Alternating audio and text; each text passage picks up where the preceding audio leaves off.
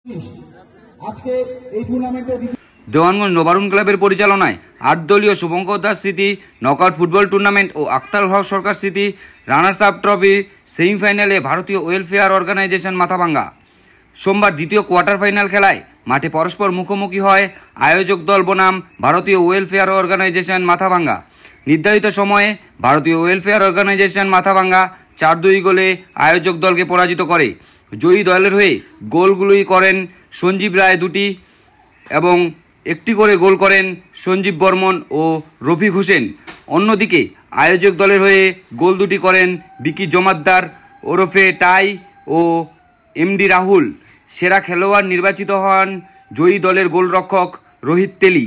আগামীকাল অর্থাৎ মঙ্গলবার তৃতীয় কোয়ার্টার ফাইনাল খেলায় পরস্পর মুখোমুখি হবে বেলাকোপা ফুটবল একাডেমি বনাম সুজাপুর মালদা টাউন এফসি।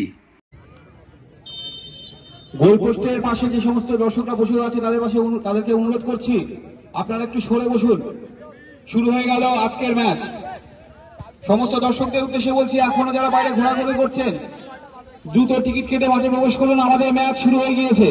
সাদা জার্সি পরিহিত ভারতীয় ওয়েলফেয়ার অর্গানাইজেশন মাথাভাঙ্গা এবং নীল জার্সি পরিহিত উত্তরবঙ্গের বাছাই করা প্লেয়ারদের সমন্বয়ে দেওয়ানগঞ্জ নবরুণ ক্লাব।